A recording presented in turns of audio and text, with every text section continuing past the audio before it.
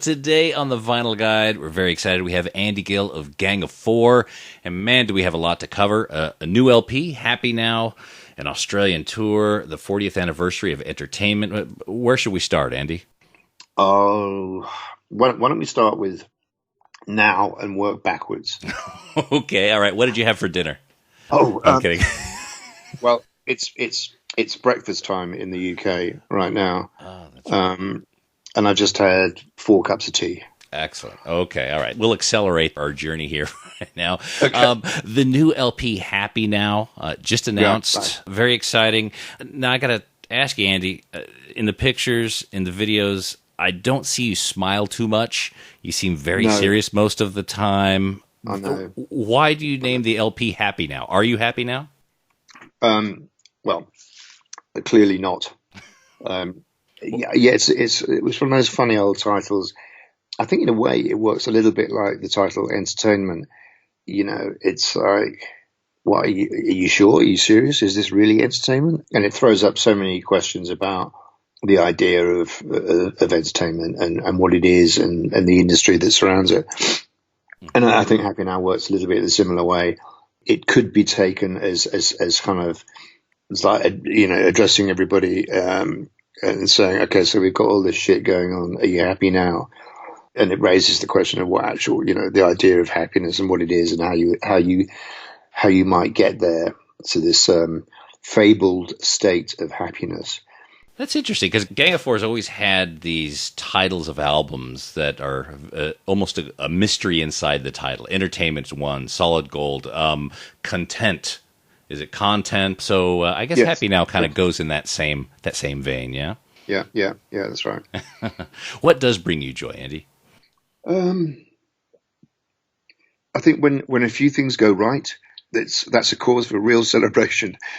Because I don't know. I mean, I think you know, I have been accused of being a miserablist, and you know, some of my songs have a sort of darkness to them, and maybe sound a little pessimistic. You know, I think the stuff that brings me joy is the same that brings everybody joy. It's Magic mushrooms. Oh, sorry. Yeah. Okay. yes, it's heroin. Yeah. Scott, I haven't done magic mushrooms for many years. Oh. Maybe I should try that. Well, you are coming to Australia. I tell you what, I could meet you at the airport with a baggie. How would that work for you? Right. Now, look, this tour, you're coming to Australia in March, but before then you're hitting Japan and then China. Are these the first Gang of Four shows in China?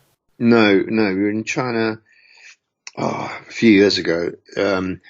It was one of Jailer's first foreign trips with Gang of Four. That was a lot of fun, playing in Beijing and Shanghai, and those are the places we're going back to. We're also playing in Shenzhou, and we're doing a couple of nights in Tokyo. That's very interesting. Like, what is it like playing in China with the name Gang of Four that has such deep political connotations in a place like China? Yeah, well, you know, the authorities there are okay as long as it stays in English. When you go there, they want to see videos of the band perform. They want to check through the lyrics and so on and so forth. But we get a very excited young crowd in China, and they're very into it. It reminded me a little bit of sort of like the vibe and the way everybody dresses up for the gigs and stuff. It reminded me a little bit of early 80s New York when everything was kicking off. Reminded me a little bit of that in China. Okay, because just kind of looking at your tour itinerary, China does not seem to be a place that would be openly welcoming a band like Gang of Four. I would imagine you guys would be the first ones not to get your visas approved. Right. Well, yeah, well, the visa process is still ongoing, so you could be telling the truth. But you know, we've been there before, and you know, it's like with a lot of these places, including America. We're not going over there to play for the administration. We're going over there to play for the people who want to see it, and the people that get something out of it, and they want to hear the commentary that we provide. And that's true whether it's Brazil, North America, Mexico, China, wherever, you know. And we're looking forward to having you in Australia. Now, you and the band have always had very strong connections to Australia. Some of your production work, including Regurgitator. Yes. Ben is a listener of this show. He's a great guy. You also co-wrote and co-produced the Michael Hutchence solo LP. How did that project come together? Well, it was funny that it was the mid '90s. I just finished the Gang of Four album, Shrink Wrapped, and just as I was finishing it, John King, the singer back then, announced that he had decided that he was, with immediate effect, going into the advertising industry, which I wasn't hugely happy about. So I was sitting around twiddling my thumbs, and the phone goes. This is like a few days after this had happened. Phone goes, Michael Hutchence saying, Andy Gill, would you be interested in playing some guitar on my new record? And I said, yeah, fabulous. Yeah, I'd love to. And we spoke for a minute, then we got off the phone. And then 5 minutes later, he rang me back and said, well, actually, what I meant to say was, would you be prepared to come and write some songs with me? So I said, great. And I took, my kind of capsule recording studio down to the south of France, bass guitars, computers, ADAT machines, and microphones. And we just set up in one of the bedrooms in his house. And we just wrote a whole album there, basically, over that summer. It was, and we became very, very good friends. And it was completely tragic and heartbreaking when he died. Yeah. I mean, while recording those songs, how serious was he around these recordings? Like, what did he want to see happen? What was his vision for the end result? Well, he was. I think a lot of people would be surprised at what a hard worker he was, because obviously he's a fun-loving sybarite. But there was also a very hard-working side to him, and I would come up, I'd be in there coming up with grooves and doing the music, which he largely, he'd say, "Oh, that sounds great, yeah." He would just encourage me to get on with it, and then at a certain point, he'd want to start singing on it. He'd work on lyrics. Sometimes I would throw in some lyrics with him.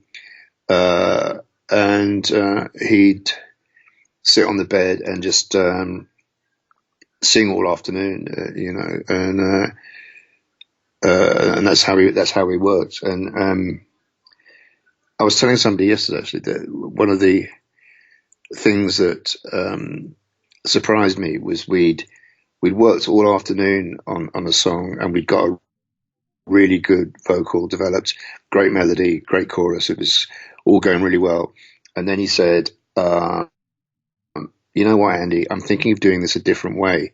And I thought, oh no, it's great. We don't change it. He said, no, I want to try a different way. So we kept that. And then he did this completely different approach to the vocal. I don't know where it came from, how he managed to do that, but, a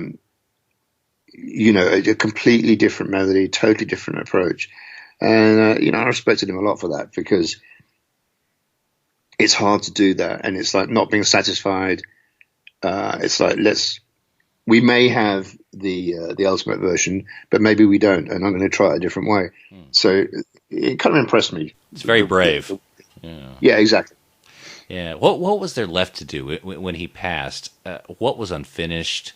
Was it 50% done, 90% done? What condition was left in? More than 90% done. And of course, when he died, it's not like you could just go and finish it off, because then the interminable legal wrangling kicks in.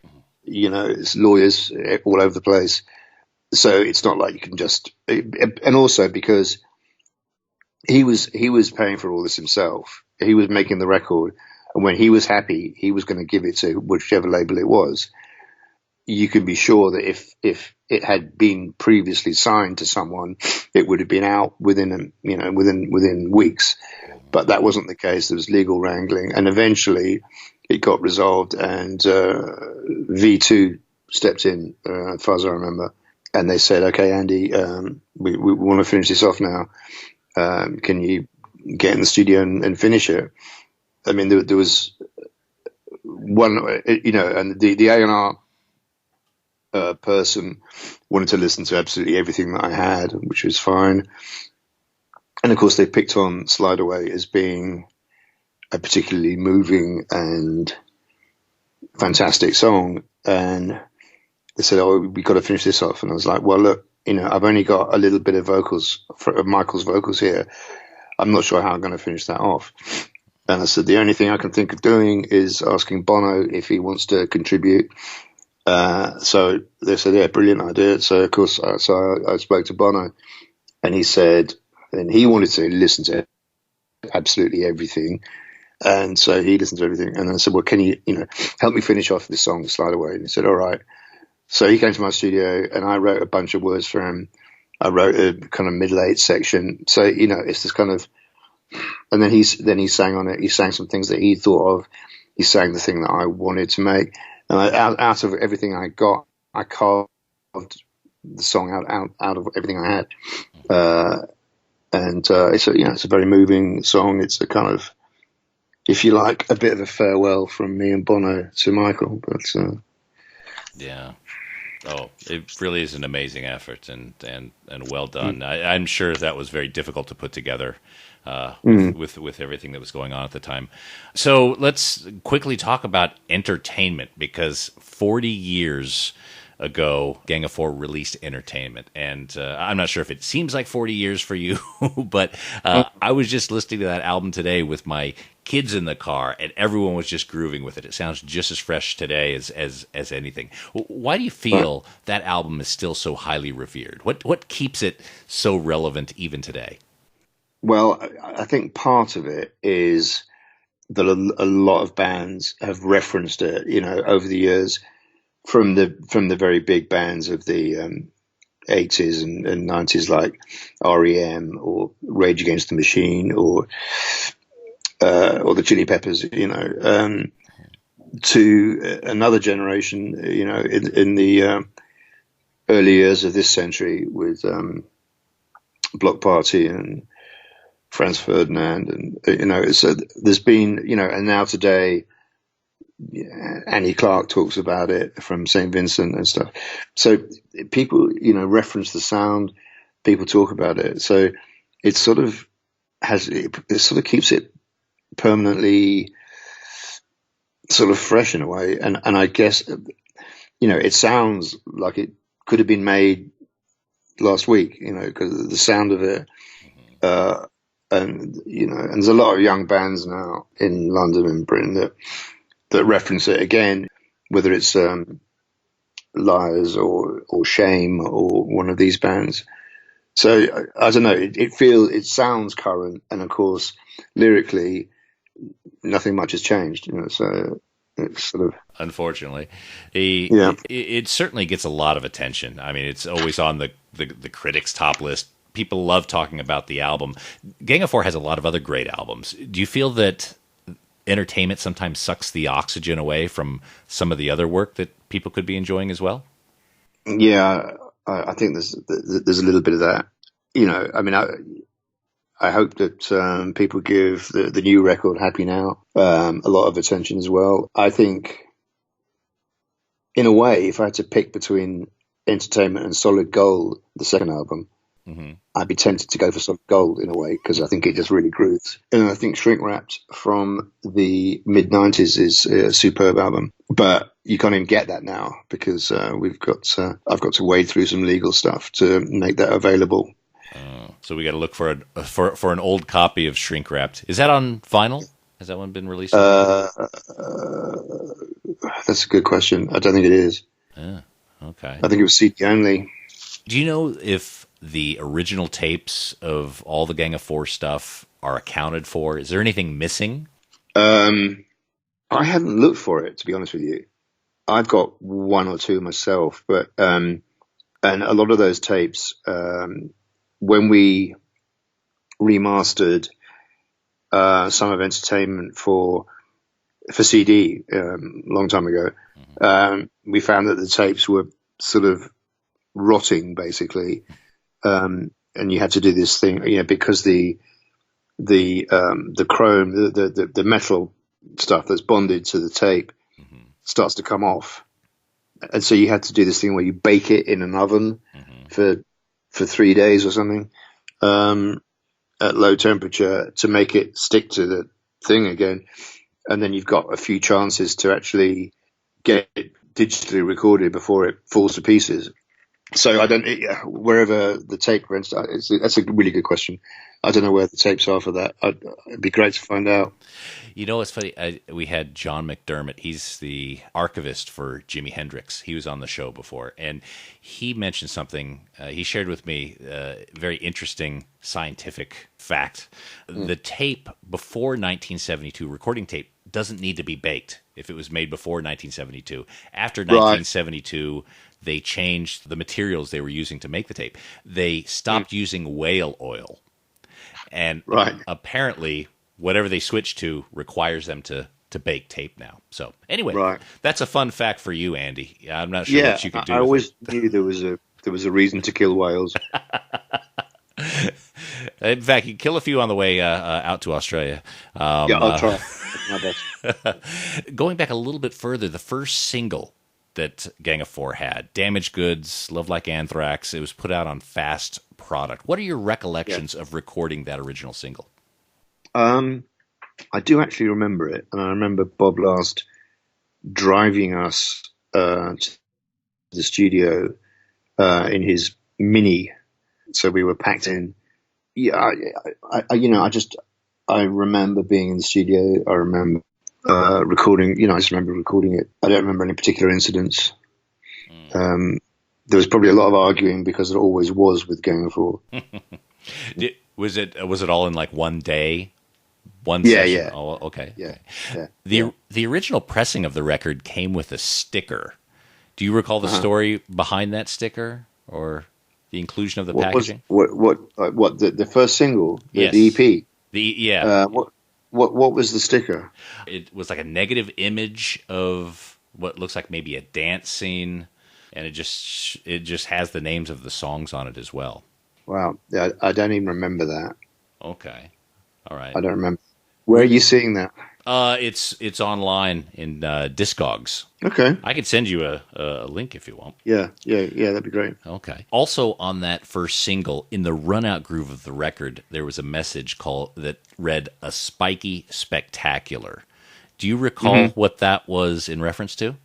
No, but my guess is that the egocentric mastering engineer decided to put his nickname on it. That'd be my guess. Oh, okay. All right. So he was Spike or Spiky. Yeah, I guess so. Yeah. Oh, okay. All right. See, we go very deep. We get a bit nerdy here on the Vinyl Guide, so apologies. I can tell. Are you a record collector? Do you listen to vinyl?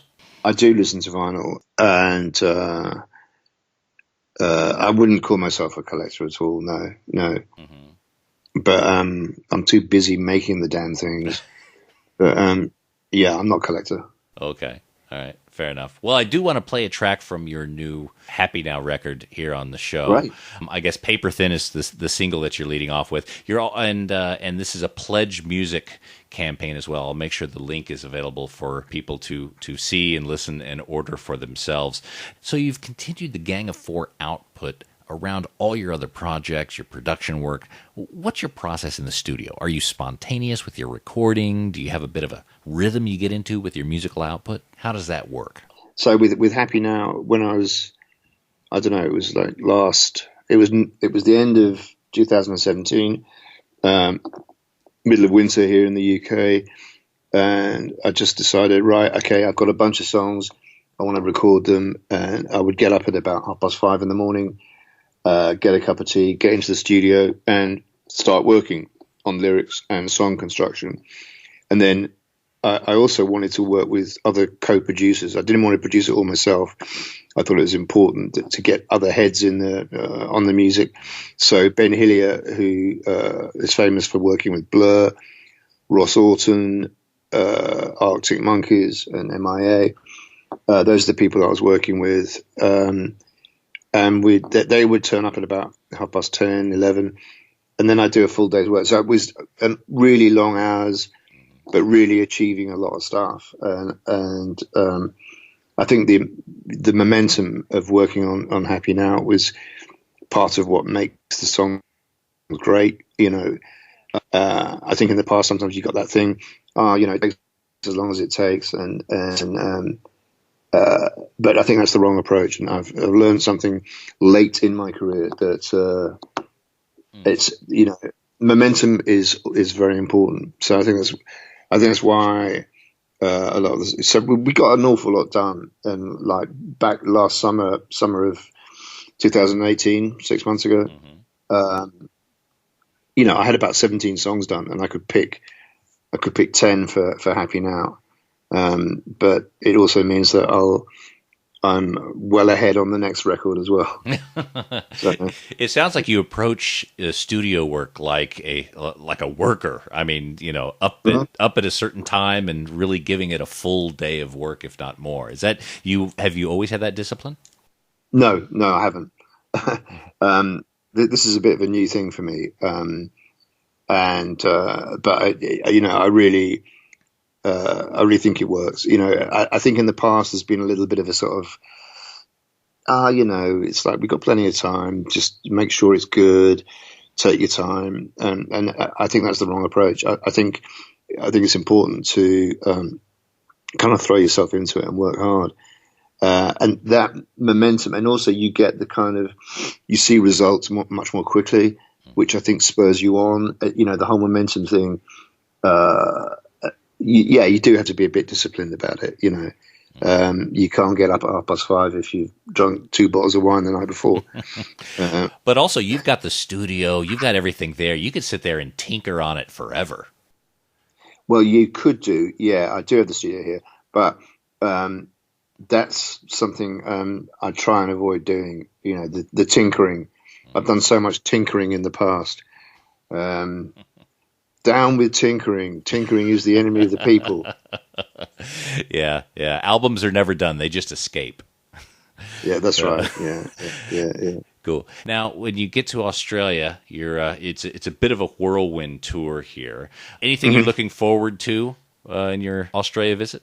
Well, I've been to Australia many times, and I love it, and I'm looking forward to arriving there. I like the whole place. I particularly like Sydney and Melbourne, but and I've got friends in Brisbane, so it'd be cool to see them. That's the Regurgitator manager I'm talking about. And I produced the Mark of Cain, who come from Adelaide, so I'll be seeing them there. So there's lots of people that I know, and I'm looking forward to seeing them. And getting some nicely warm weather would be great as well. Oh, well, you'll get that. It's about 11 p.m. here, and I'm still sweating. It's so hot. So be careful what you wish for. I know. You're not the first person who said that. But hopefully we'd be more like in your autumn, won't we? Yeah. March 20, starting in Perth. And then going through March 25 in Adelaide. So it shouldn't be too hot, should it? You still want to bring your board shorts. It's who knows what's happening with the weather these days. The whole planet's fucked up. One last question, going back to some of the work that you did regarding some of the rare records, the production of the Killing Joke album. This is a highly desired album in the record collector circles. How did it come that Dave Grohl was involved in that project? Well, it was because there's a Killing Joke song, which I think, let me remember, I think Nirvana had slightly pinched some aspects of this particular song. I can't remember which song it is now off the top of my head, but discussions occurred And Dave Grohl sort of admitted that yes, they had taken stuff from it, and so the offer was that he would play drums on the Killing Joke record, which was amazing for me because he literally is one of the best drummers in the world. When I record drums with bands, I'll often get the main grooves, the main parts, and then at some point I'll say, okay, I want just do drum fills forever. Just go mad. Just give me loads and loads and loads of drum fills. And when drummers do that, when they're doing a fill, very, very often they speed up a little bit during the drum fill. And when they come back to the beat, it's not on the one, it's ahead of the one. That happens an awful lot. So I have to kind of get in there and edit beat by beat in Pro Tools or Logic, which is a bit of a pain in the ass. Dave Grohl, on the other hand, every single fill he did was just absolutely, timing wise, totally perfect. So I'd be like, okay, start on the floor toms and come back to the snare, all the other way around, play triplets, play dotted eighth notes, just give me every kind of drum fill you've ever done, which is what he did. And the beauty of it then is that you can just grab a half bar of drum fill and drop it wherever you feel like it should be. And so I was astonished that I didn't need to do anything. I could just cut these drum fills up and drop them wherever I fancied. He's like a clock. Yeah, it's like a clock. It's like it's synced up. Yeah. Was he involved in the song construct, or did he kind of come in like a bit of a hired gun and just Yeah, he said. I mean, the first thing he said to me, he said, I came in the studio and I said, you don't mind if we do the cymbals separately, do you, Dave? And maybe the hi-hat. And he said, mate, that's fine. That's the way I would like to do it. I'll do the tom separately and we'll do so that we get real power and clarity. And he said, think of me as your short order chef. I'll give you what you want. And he was true to his word. Man, that's amazing. Andy, we got to have you back on the show at some other point. Maybe when you're in Australia, we'll have another sit down. I'd love to get some more stories. You've had an amazing career. Again, I want to call people's attention to the brand new Gang of Four album, Happy Now. I'll put links in the show notes for where you can order that from Pledge Music. And also, all you Australians, check out Gang of Four at their 40th anniversary of entertainment tour. It's going to start March 20th in Perth and go to the 22nd in Sydney, Melbourne, Brisbane, and then Adelaide, and then other parts of the world. Andy, thank you so much for coming on the show. Yeah, my great pleasure. Good talking to you.